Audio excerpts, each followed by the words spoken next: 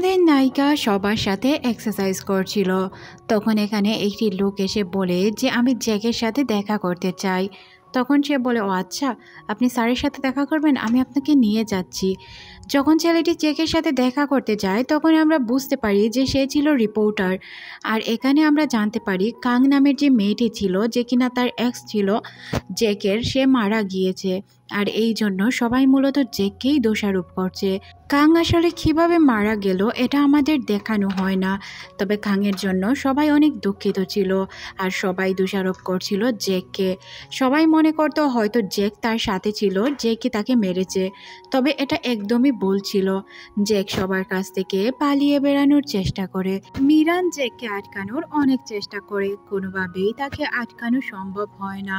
এদিকে আমরা সবাইকে এক্সারসাইজ করতে দেখি, সবার মন খারাপ ছিল।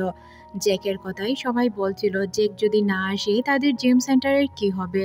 বাহিরে রিপোর্টার ঘিরে রাখে। তখন ওই 3 মহিলা চলে যায় তাদেরকে তাড়ানোর জন্য। আমরা তো খুব ভালো করেই জানি তারা কেমন টাইপের মহিলা ছিল। তারা খুব তাড়াতাড়ি তাদেরকে তাড়াতে সক্ষম হয়। এদিকে মিরান তো অনেক বেশি মিস করছিল জ্যাককে। তারপর সে তার ছোট বোনের সাথে কথা বলে।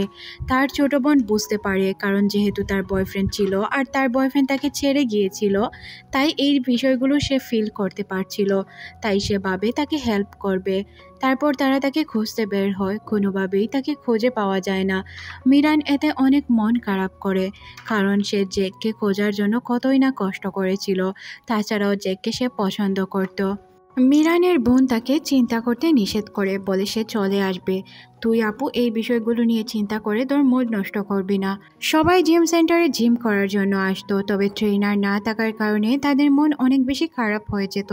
কারণ সে তাদেরকে যেভাবে ট্রেন করতো ওইভাবে কেউই তাদেরকে আর ট্রেন করতে পারবে না। এদিকে জিম সেন্টারের যে রুমটি ছিল না, ওই রুমটি যেই লোকটি ভাড়া দিয়েছে, ওই লোকটি এসে বলে যে আমার ভাড়া যদি তোমরা পরিশোধ না করো তাহলে সামনের মাস থেকে তোমাদের আমি বের করে দিব। আমি নতুন ভাড়াটি পেয়ে গিয়েছি। এদিকে আমরা খাংকে দেখতে পাই, যে কিনা একা বসেছিল। 3টা ছেলে এসে তার সামনে জ্যাকের সম্পর্কে উল্টাপাল্টা কথা বলে। জ্যাক নাকি তার এক্স গার্লফ্রেন্ডকে খুন করে ফেলেছে। এই বিষয়গুলো শোনার পর তাদের অনেক খারাপ লাগে। তারা টেক্সট করে জানায় যে তুমি তাড়াতাড়ি চলে আসো। এদিকে আমরা তাদের বিরোধী দলের ওই ছেলেটিকে দেখতে পাই, যে কিনা তাদের এখানে এসেছিল আর সে মূলত দ্বিগুণ ভাড়া দিয়ে তাদের জায়গাটি নিতে চায়। তারপরই এখানে তারা 2 জন চলে আসে, যারা কিনা জ্যাকের সহপাঠী ছিল। তারা এসে এই 3টি ছেলের সাথে উল্টাপাল্টা আচরণ করে আর বলে আমাদের বস সম্পর্কে উল্টাপাল্টা কথা বললে তোদেরকে শেষই করে দিব। ছেলেকে মারার জন্য তৈরি হলে ছেলেটি অনেক ভয় পেয়ে যায়। তার হাতের পোস্টারটিও ছিঁড়ে দেয় সে। তাই ছেলেটি এখান থেকে ভয়ে পালিয়ে যায়। তবে সে পিছন ফিরে তাকিয়ে বলে আমি আবারও আসব। মিরান যখন তার অফিসে আসে, তার বস তাকে বলে, মিরান তুমি এখন হাসাহাসি বন্ধ করে দিয়েছ, সবসময় মন খারাপ থাকে কেন তোমার? তখনই মিরানের নজর চলে যায় জ্যাকের দিকে। সে আর কিছু না বলে জ্যাকের উদ্দেশ্যে দৌড়াতে শুরু করে। দৌড়াতে দৌড়াতে সে একটি বিল্ডিংয়ের কাছে চলে আসে। আর আসার পর সে খুঁজতে শুরু করে জ্যাককে। কিছুক্ষণ খোঁজাখুঁজির পর সে জ্যাককে পেয়েও যায়। তারপর জ্যাককে বলে, ও তুমি নতুন এক্সারসাইজ শুরু করেছো, সিঁড়ি দিয়ে এক্সারসাইজ করা? তখন সে বলে, না আমি নতুন এক্সারসাইজ শুরু করিনি, আমি এই জীবনে আর ফিরে যেতে চাই না। তখন মিরান তাকে বুঝিয়ে বলে, কেন তুমি ফেরত যেতে চাও না? আমরা তোমাকে অনেক বেশি মিস করি। তুমি আমাদের যেভাবে এক্সারসাইজগুলো করাতে ওইভাবে আর কেউ করায় না। আমরা অনেক চেষ্টা করছি আমাদের টিমকে একত্রিত রাখার। তুমি যদি আমার সাথে না যাও তাহলে আমাদের পুরো টিম ভেঙে যাবে। জ্যাক কিছু না বলেই চলে যায়। এদিকে আমরা অ্যালেক্সকে দেখতে পাই। ওই 3 ছেলের সাথে মারামারি করার জন্য তাকে পুলিশ স্টেশনে নিয়ে আসা হয়েছে। আর পুলিশ তাকে তাদের কাছে ক্ষমা চাওয়ার জন্য বলছে। তবে সে বলে, আমি তো অন্যায় কিছু করিনি, ও আমার বসের সম্পর্কে উল্টাপাল্টা কথা বলেছে, তাই ওদেরকে আমি মেরেছি। তখন এখানে সংও চলে আসে। আর সং এখানে জানতে পারে সে আসলে একজন মেডিকেল স্টুডেন্ট। তারপর সে তাকে ছাড়িয়ে নিয়ে এখান থেকে চলে যায়। আর তাদের জিম সেন্টারে যাওয়ার পর সবার উদ্দেশ্য করে বলে যে কখন জাঙ্ক ফুড বিক্রি করে। তখন অন্য মহিলাগুলো বলে সে আমাদের এইসব খেতে নিষেধ করতো, আর এখন সে এই সব ডেলিভারি করার কাজ করছে। অন্যদিকে মিরানকে দেখানো হয় যে কিনা হসপিটালে অ্যাডমিট ছিল। এখানে আমরা বুঝতে পারি তার বয়ফ্রেন্ড তাকে ছেড়ে যাওয়ার কারণে তার এমন অবস্থা হয়েছে। তার বয়ফ্রেন্ড টেক্সট করলেই সে ভালো হয়ে যাবে। তখনই এখানে তার বয়ফ্রেন্ড হাজির হয়। তখন সে তার বয়ফ্রেন্ডকে প্রশ্ন করে, তুমি আমাকে কেন ছেড়ে গিয়েছিলে? তখন তার বয়ফ্রেন্ড জবাব দেয়, আমার সরকারি জব লেগেছে, আর আমার সরকারি জব হওয়ার কারণে তোমার থেকে আমার দূরে যেতে হয়েছে। আমি জানি তোমার থাকতে কষ্ট হবে, তবে ধীরে ধীরে তোমার অভ্যাস হয়ে যাবে। এই কথা বলে সে এখান থেকে চলে যায়। তখন তার অনেক খারাপ লাগে তার বয়ফ্রেন্ডের চলে যাওয়াতে। অন্যদিকে আমরা মিরানকে দেখতে পাই যে কিনা বারবার খাবার অর্ডার করছিল। সে খাবার অর্ডার করছিল এই জন্য যাতে জ্যাক কোনো না কোনোভাবে তাকে খাবার ডেলিভারি করতে আসে। জ্যাক আসার পর সে দেখতে পায় আসলেই অনেকগুলো খাবার সে অলরেডি অর্ডার করে ফেলেছে। তখন জ্যাক বলে, এইসব একদমই ঠিক না, তুমি এইসব কেন করছো, এর পিছনে কারণ কি? তখন মিরান বলে, আমি তোমার সাথে দেখা করতে চাই, এই জন্যই আমি এইসব করেছি। তুমি এখন এখানে বসো, আমি যেই খাবারগুলো অর্ডার করেছি এতে অনেক ক্যালোরি রয়েছে, তাই এই খাবারগুলো আমাদের দুইজনেরই খেয়ে শেষ করতে হবে। খাবারগুলো তারা খেতে শুরু করে। এক পর্যায়ে তারা সব খাবারগুলো খেয়ে নেয়। তখন মিরান বলে, এখানে অনেকগুলো খাবার ছিল আর আমরা দুইজন মিলেই খেয়ে ফেলেছি। তখন জ্যাক বলে, হ্যাঁ, এগুলো খাওয়া ঠিক হয়নি। মিরান তখন বলে, আমি তো খাবারগুলো একা খাইনি, তুমিও আমার সাথে খেয়েছো, তাই আমরা সমান দোষী। মিরান বলে, দেখো, কাং অসুস্থ ছিল, তুমি তাকে সাহায্য করার চেষ্টা করেছো। তোমার এক্সারসাইজে সে মারা যায়নি, যেহেতু সে অসুস্থ ছিল, ওভার এক্সারসাইজ করার কারণেই মারা গিয়েছে।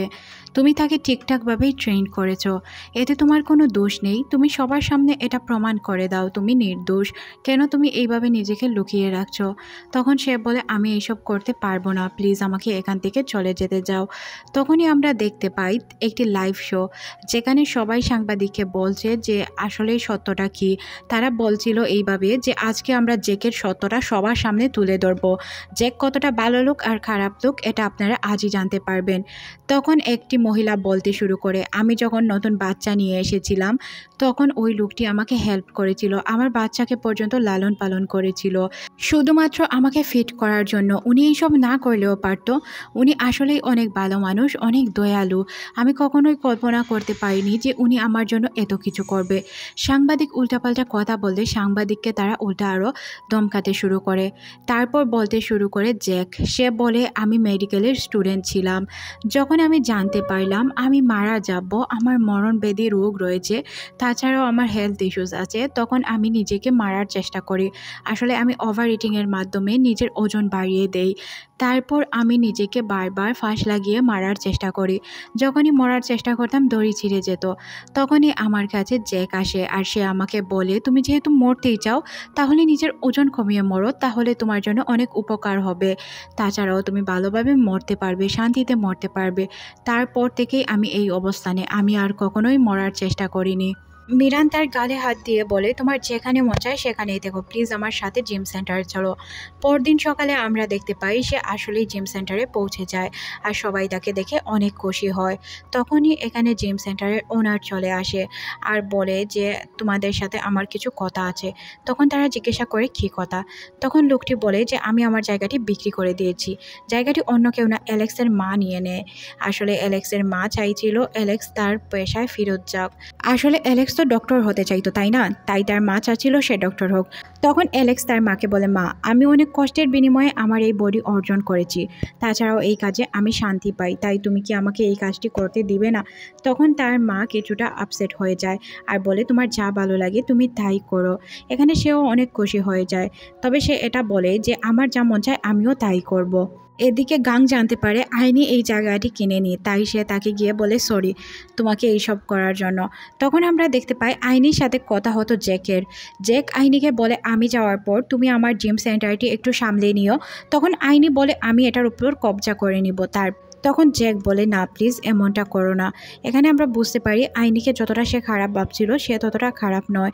মিরান জ্যাকের জন্য খাবার নিয়ে যায়, তারা প্ল্যান করে একসাথে খাবার খাবে। তখনই এখানে ওই 3 বিচেস চলে আসে, ওই 3 মহিলা যারা এক্সারসাইজ করতো তারাই। তখন তারা লুকিয়ে পড়ে, কারণটি ছিল যদি তারা জানতে পারে যে তারা এই ধরনের কাজ করছে, খাবার খাচ্ছে, তখন তারা বলতে পারে যে আমাদেরকে খাবার খেতে নিষেধ করে আর নিজেই এই ধরনের খাবার খায়। এই জন্য মূলত তারা লুকিয়েছিল। এখানে আমরা জানতে পারি তারা তাদের মন মতো খাবার খাচ্ছিল। এখানে আমরা দেখতে পাই জ্যাক মিরানকে বলে আমি তোমাকে ধীরে ধীরে পছন্দ করতে শুরু করেছি, আমি তোমাকে অনেক ভালোবাসি। আসলে সব কিছু মিরানের কল্পনা ছিল। মিরান মনে মনে যাই ভাবতো তাই সে কল্পনাও করছিল। এখানে তারা অনেক বেশি খাবার খায় আর মিরান বুঝতে পারে এটা কখনো হয়তো সত্য হবে না, জ্যাক তাকে হয়তো কখনোই পছন্দ করবে না। তারা যখন রাস্তা দিয়ে হাঁটছিল তখন অনেকগুলো বরফ পড়তে শুরু করে আর এখানে অনেক রোমান্টিক একটি মহল তৈরি হয়ে যায়। তারপর তাদের মধ্যে রোম্যান্সের র হয় না, তারা তো একদম মজা করতে শুরু করে, একে অপরের সাথে হাঁটা চড়া দৌড়াদৌড়ি এইসবের মধ্যে দিয়েই তাদের অনেক সুন্দর সময় যাচ্ছিল। এদিকে আমরা জেককে দেখতে পাই যার কিনা বারবার ক্ষুধা লাগতো, সে যাই দেখতো তাই খেতে ইচ্ছে করত, বারবার শুধু খাবারের দিকে তার নজর যেত। তখনই তার ফোনে একটি কল আসে, তাকে কেউ একজন টেক্সট করে বলে যে তার সাথে দেখা করতে চায়। তখন সে বুঝতে পারে না কে তার সাথে দেখা করতে চায়। দেখা করতে যাওয়ার পর মেয়েটি তাকে ইমোশনাল হয়ে বলে তোকে খুঁজতে আমার অনেক সময় লেগেছে। এখানে আমরা বুঝতে পারি ডেভিডের সিজন 2 আসতে চলেছে। সকালে জিম সেন্টারে আসার পর সে আয়নার দিকে তাকায়, তাকিয়ে সে নিজের চেহারা দেখে অবাক হয়ে যায়। তারপর ওয়েট মেশিনের দিকে তাকায় আর ভাবতে থাকে তার তো কোনো মাসল নেই, কিছুই নেই। তখন তাকে অ্যালেক্স বলে আপনি অনেক মোটা হয়েছেন, আপনার শরীরের ওজন কমানো উচিত। জেক যখন ওয়েট মেশিনে ওঠে তখন সে তার ওয়েট দেখে চিৎকার করে ওঠে, যেমনটা মিরান উঠেছিল। তারপর সে ফ্যাট মাপার মেশিন নিয়ে ফ্যাট নাপতে শুরু করে। নাপার এক পর্যায়ে সে বুঝতে পারে তার ওজন অনেক বেড়েছে। তখন সে অ্যালেক্সকে বলে মেশিন নষ্ট, মেশিন তাড়াতাড়ি ঠিক করে দাও। তখন অ্যালেক্স বলে না, মেশিন নষ্ট না, আমি মেশিন কিছুদিন হলোই ঠিক করিয়েছি, তাছাড়াও আপনার ওজন বেড়েছে, এটা আপনাকে মানতে হবে। তারপর জেক দৌড়াতে শুরু করে জিম সেন্টারের দিকে। সে মনে মনে ভাবে কিভাবে তার ওজন কমাবে, এখন তো সে ওই খাবারগুলো খেতে পারবে না যেগুলো সে মিরানের সাথে মিলে খায়। এদিকে গাং মনে মনে ভাবে এর মাথা সবসময় খারাপই থাকে, কিছুদিন আগ পর্যন্ত তো ওয়েট লস করার জন্য পাগল ছিল আর এখন দেখো কি করছে। তারপর সে একটি শপিং মলের দিকে যায়, ওই জায়গা থেকে আইসক্রিম কিনে খায় যেটা তার পছন্দের ছিল। তখন সে আয়রানিকে দেখতে পায় যে কিনা বসে বসে ড্রিঙ্ক করছিল। তারপর সে আয়রানিকে বলে আচ্ছা কি হয়েছে তোমার, আমি তো তোমার পোস্টার চিড়েছিলাম, তারপর তোমাকে পোস্টারও এনে দিয়েছি, এই জন্য কি তুমি মন খারাপ করে বসে আছো? এই জন্য তোমার যদি মন খারাপ হয় তাহলে আই এম সরি। তারপর আয়রানি বলে যে আমার মন এই জন্য খারাপ না, মন তো আমার খারাপ জ্যাকের জন্য। আমি হতে চেয়েছিলাম সবচেয়ে বড় সুপারস্টার, বডিম্যান, কিন্তু আমি কখনোই বডিম্যান হতে পারিনি। বডিম্যান সবসময় ওই জ্যাক কেন জানি না হয়ে যায়। আমি তো কোনো কিছুতে কম ছিলাম না, তাছাড়াও আমি চেষ্টা বেশি করেছি, তারপরও কিছু করতে পারিনি। তাই লাগ ভালো, না হয় আমার কপাল খারাপ, দুটো থেকে একটাই হবে। তখন সে বলে না, তুমি একদমই বেকার মানুষ না, তুমি ভালো মানুষ। কাহিনী কি হচ্ছে, তুমি আসলে তোমার মন থেকে চেষ্টাই করোনি, হয়তো তাই জন্য পারোনি। তারপর তারা দুইজন ড্রিঙ্ক করতে শুরু করে, ড্রিঙ্ক করার এক পর্যায়ে দুইজনই একদম ড্রাঙ্ক হয়ে যায়। অন্যদিকে আমরা জেককে দেখতে পাই যে কিনা এক্সারসাইজ করছিল আর মনে মনে চিন্তা করছিল তার ওজন কিভাবে কমাবে। এদিকে আমরা ওই 3 লেডিকে দেখতে পাই যারা আলোচনা করছিল আমাদের ট্রেনার একটি মেয়ের সাথে ডেট করছে, তাকে আমি দেখেছি একটি মেয়ের সাথে বসে খাবার খেতে, তাও আবার জাঙ্ক ফুড। তারপর তারা আসে আর দেখতে পায় তাদের বডি বিল্ডার তো এক্সারসাইজ করছে। তখন তারা বুঝতে পারে তাদের দ্বারা ভুল হয়েছে, তাই তারা এখান থেকে চলে যায়। অন্যদিকে আমরা গাংকে দেখতে পাই যে কিনা আয়রানির জিম সেন্টারে ছিল। সে নিজেকে এই অবস্থায় দেখে অবাক হয়ে যায়। অবাক হওয়ার কারণও ছিল কারণ তার গায়ে ঠিকঠাকভাবে কোনো কাপড়ই ছিল না। তারপর সে তার কাপড়গুলো পরে নেয় আর আয়রানি তাকে উল্টাপাল্টা কথা বলে। আসলে যেহেতু ড্রাঙ্ক ছিল তাই তাদের মধ্যে অনেক কিছুই হয়েছে। তারপর সে বয়ে কাপড় চোপড় পরে তার জিম সেন্টারের দিকে দৌড়াতে শুরু করে। সে দৌড়াতে দৌড়াতে জিম সেন্টারে পৌঁছে যায়। এখানে আসার পর সে জানতে পারে সে আসার আগে অলরেডি এক মহিলা চলে এসেছে। মহিলাটি তাকে বলে যে এত দেরি করে জিম সেন্টারে আসার কোনো মানে আছে? তখন সে বলে আমি দেরি করিনি, আপনি খুব তাড়াতাড়ি চলে এসেছেন। মহিলা বলে না, আমি ঠিক টাইমেই এসেছি, তাছাড়াও তোমার কাপড় উল্টা কেন? তখন সে কিছুটা ঘাবড়ে গিয়ে বলে আসলে আমি তাড়াহুড়া করতে গিয়ে উল্টাপাল্টা কাপড় পরে এসেছি। এদিকে জ্যাক তার মতো করেই এক্সারসাইজ করছিল। তখনই সে মিরানকে দেখতে পায় আর মনে মনে ভাবে যে আমার জাঙ্ক ফুডের কথা আবার মনে পড়ে গেল। এই মেয়ে চলে এসেছে, তার মানে আবারও আমাকে জাঙ্ক ফুড খেতে যেতে হবে। আমি জাঙ্ক ফুড খাবো না, এইসব একদমই চলবে না। নিজেকে ফিট রাখতে হবে আর অ্যাক্টিভ রাখতে হবে। জ্যাক মুখে বললে কি হবে, তার মাথায় শুধু খাবার আর খাবার ঘুরছিল। আজ পর্যন্ত সে মিরানের সাথে সবচেয়ে সুস্বাদু খাবারগুলো ট্রাই করেছে। মনে মনে ভাবে আমি এই খাবারগুলো ছাড়া কীভাবে থাকবো, এতদিন যাবত আমি অনেক টেস্টি খাবার খেয়েছি। তারপর সে বাইরে বেরিয়ে আসে আসে। তারপর সে রাইস বল দেখতে পায় একটি নর্মাল বলকে। আসলে তার মাথা ঠিক ছিল না খাবারের জন্য। সে কল্পনা করছিল মিরান তাকে রাইস বল দিচ্ছে আর বলছে এটা অনেক টেস্টি, তুমি খেতে পারো। তারপর সে বলে আমি ডায়েট করব না, আমি রাইস বল আগে খাবো। তারপর সে রাইস বল মুখে দিতে যাবে, তখনই তার মনে পড়ে যায় তাকে ওজন কমাতে হবে। আর সে চিৎকার দিয়ে ওঠে। মহিলাটি বলে তোমার যদি রাইস বল খাওয়ার ইচ্ছে থাকে খাও, আর না হয় এখান থেকে চলে যাও, এত জোরে চিৎকার করার কি আছে। তখন সে মহিলাটির রাইস বল রেখে দৌড়াতে শুরু করে আর মনে মনে প্রতিজ্ঞা নেয় কখনোই সে এইসব খাবার খাবে না, নিজের ওজন সে কমিয়েই ছাড়বে। তখন তার কাছে ওই মেয়েটির কল আসে যে কিনা তাকে শুটিংয়ের জন্য ডেকেছিল। এখন সে কি করবে, তার ওয়েট অনেক গুণ বেড়ে গিয়েছে, চাইলেও এখন সে পারফেক্ট শট দিতে পারবে না। এই বিষয়গুলো নিয়ে যখন সে চিন্তাই করছিল তখন সে তার সামনে মিরানকে দেখতে পায়। মিরানকে দেখার পর সে চিন্তায় পড়ে যায়, বলে এই মেয়েটি তো এখন আমাকে খাওয়ার জন্য জোর করবে। এইটা ভেবে সে এখান থেকে পালানোর চেষ্টা করে। মিরান মনে মনে ভাবে আমি আবার কি করলাম যে সে আমার কাছ থেকে পালানোর চেষ্টা করছে। মিরানের অনেক মন খারাপ হয়। বাসায় যাওয়ার পর সে জিরানকে দেখতে পায় যে কিনা ফোন কলে কারোর সাথে কথা বলছিল। জিরান কার সাথে কথা বলছিল মিরান জিজ্ঞাসা করলে জিরান বলে না, আমি আমার বয়ফ্রেন্ডের সাথে কথা বলছি না, আমি একটি ছেলের সাথে ফ্লার্ট করছিলাম। তখন মিরান তাকে জিজ্ঞাসা করে তুই কি ভালো হবি না। জিরান বলে কি করব বল, আমার বয়ফ্রেন্ড আমাকে ছেড়ে চলে গিয়েছে, তাছাড়াও এখন আমার কাছে কোনো উপায় নেই, তাই চিন্তা করলাম ছেলেদের সাথে ফ্লার্টিং করে নিজের মুডটাকে ভালো করি, মুড এমনিতেই অনেক খারাপ। মিরান বলে এইসব একদমই ঠিক না বোন, তুই নিজের মতো করে বাঁচার চেষ্টা কর, একা বাঁচার চেষ্টা কর। তাছাড়াও আমার একটি নতুন প্রবলেম দেখা দিয়েছে। প্রবলেমটি হচ্ছে জ্যাক আমার সাথে কথা বলছে না, কেন জানি না আমাকে অ্যাভয়েড করার চেষ্টা করছে।